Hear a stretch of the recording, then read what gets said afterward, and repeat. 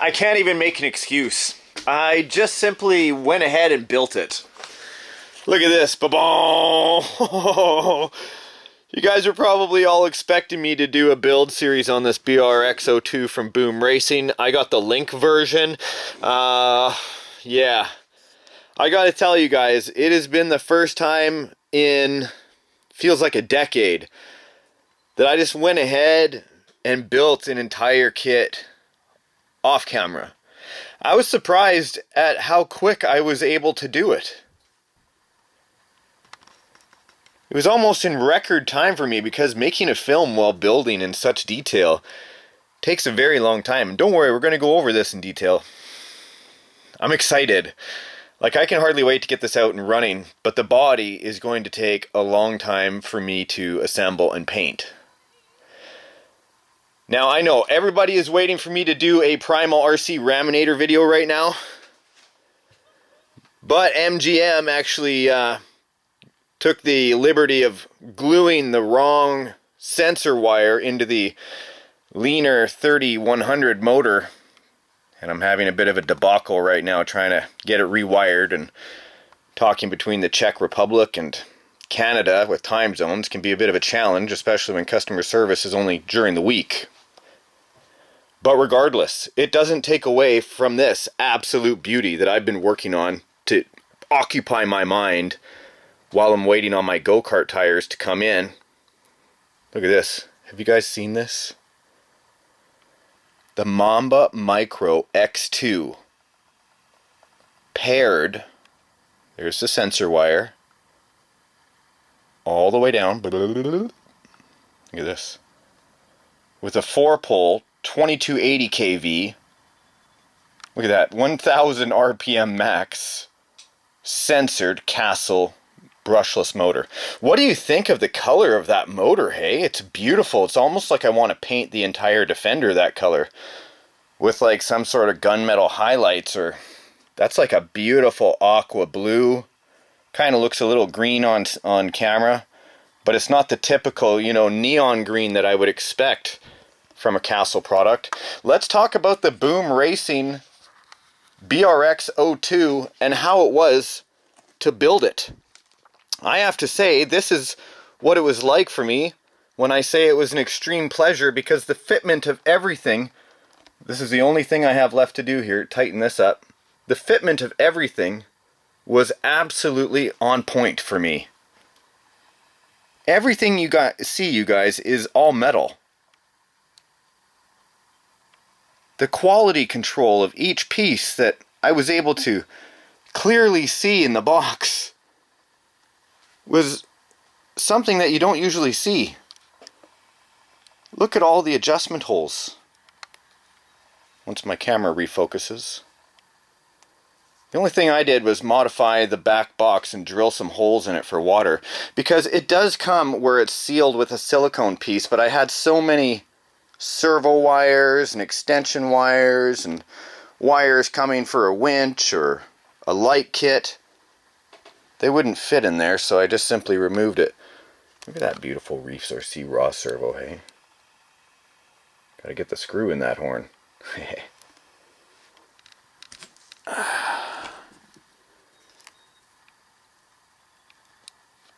Got a 12-tooth stock pinion inside that transmission. Look at the baby drive shaft here going from the output drive of the transmission into the transfer case. You can see it reverses right here. Output shaft on the other side. Waterproof micro servo that does the shifting here. Now this little fella right here is interesting. A lot of people would say, hey, wait a second, I thought that was only for 1/18 size crawlers, or one, let's see on the back here, 1/10 scale low speed rock crawlers for 3S weighing less than 8 pounds. Well, I'll tell you what, guys, that, the way it sat, according to the specs on the box, weighs 2,373 grams, which is 5.2 pounds as it sits. Then you add the battery, you add the motor, you add a servo and an ESC. But if your ESC footprint is small, it's not going to weigh anything. I'm always using smaller batteries that are like 2200s. That can fit right in the battery tray. The weight of this, as it sits without the body, is like 5.4 pounds. So with the body, even if it weighed 2 pounds in, we're still under spec. Now we'll go into this in a moment even more. You'll say, why did you situate this when you had an ESC plate right back here? That's where I've situated my Bluetooth link for the ESC, so I can use the Castle app to, you know, adjust my drag brake, the settings, everything from data logging, everything else is there. You might wonder what these blue pieces are. They're actually cable stays for servos. And what they do is when you have a lead extension, you basically put the plug together, the male and female part, and then slide this over, and it keeps them married together. The reason I have this here is because the sensor wire was super short, so I had to go and get a longer sensor wire just to get it to fit, because for some reason all the crawler, except for Holmes Hobbies, they give out a very decent sized sensor wire. You know, a lot of people need longer sensor cables, and I wish the motor companies would just start giving out longer ones than 4 inches or 5 inches. We need ones that are clearly 8 inches long now these days. So I rewired the motor itself, did all the brushless sensor cables over here, replugged it, got everything in here, and then we might as well fire it up so you guys can hear it. Put it on a FlySky GT5, 6-channel radio. Did the transmission up on the dial here. You'll ask, why on the dial? You'll see why. I basically zeroed out one side of this dial so it doesn't do anything. You can go as far as you want, but it only goes a certain throw distance. I did that by adjusting the endpoint APA, endpoint adjustment of the servo throw. Let's go ahead and plug this baby in.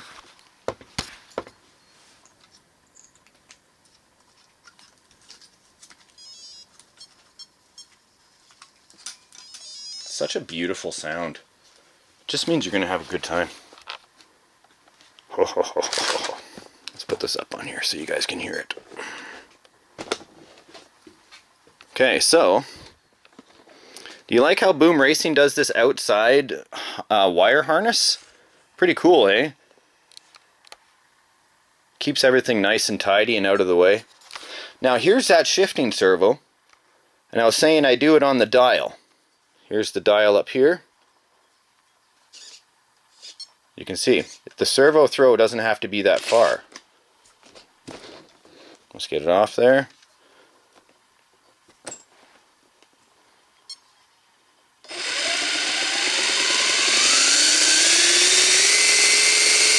Okay, and I'll shift.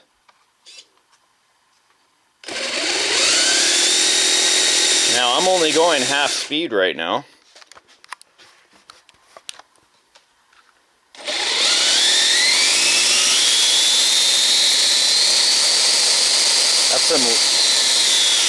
That's more wheel speed than I'll need to be sustained on the trail for any length of time. Let me go to the lower gear.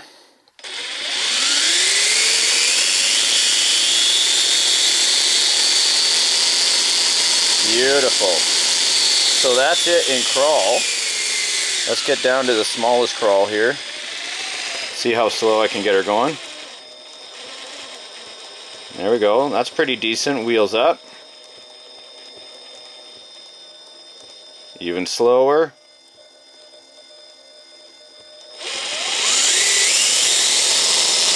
Okay, now I'm going to shift. So I'm not overthrowing that servo at all.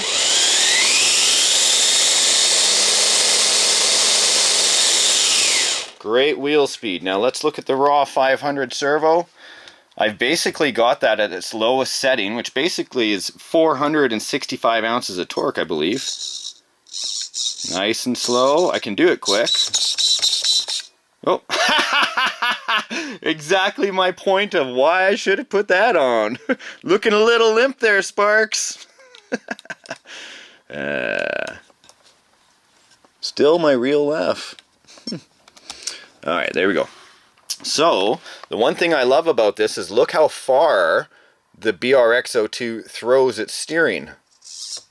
Look at that seriousness. And it's not bumping into anything. It's free on both sides.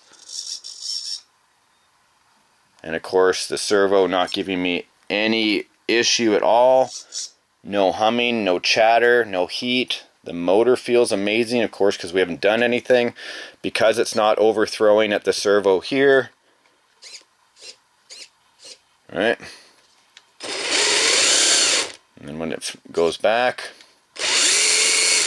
And speaking of the shifting servo being in channel 5, as well as the feature that it has on this Mamba Micro X2, this actually has an additional auxiliary wire that comes out from their triple wire that they have, which means there's an additional yellow wire that comes out that can Y-harness into this shifter right here, in which it can be programmed through the app with the B-Link there to tell it that it's going into like crawler or rock race mode. And if you have them hooked together, when this goes into low mode, it goes into crawler mode, which means you get full drag brake, you get instant reverse, but then as soon as you flip over into high gear, it goes into rock race mode over here, and then it removes your reverse altogether. It's basically in a lockout, and it will turn off the drag brake altogether. So then it's basically like having two vehicles in one. You get crawler mode, then as soon as you shift into high, it locks out the reverse so you don't do any damage, and away you go. So that's cool. I still have to experiment with it more. That's why I sound a little bit jumpy about it. I'm just going by third-party information. I haven't actually gone out and rolled with it yet, so I like giving more information on that and more feedback when I know. But look at... Dun dun! You guys are probably noticing some little plug wires, like, why is this one unplugged? Well, this one's just a little bit of foresight. Like, here's where that silicone piece goes in, right here normally, underneath this specific VIN number that you have.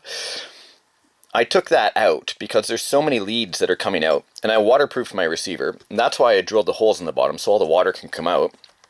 But I left these little leads, like this one, is going to be for the light kit. When I put lights into my Defender here. That way I already know that it's plugged into my channel 3 lead.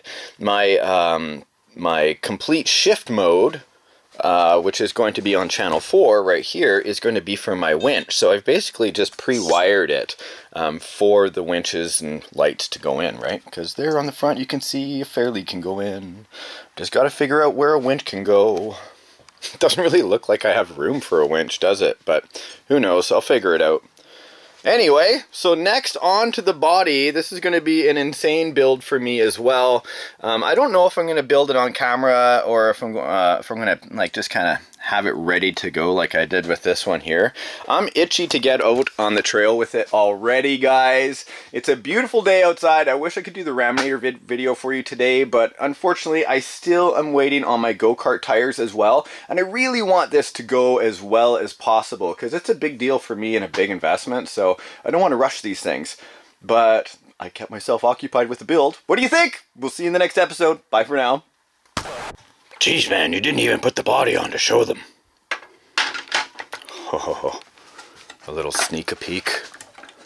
A little sneak a peek. Oh, man. A Defender pickup. Dude. Super scale. The ultimate scale vehicle.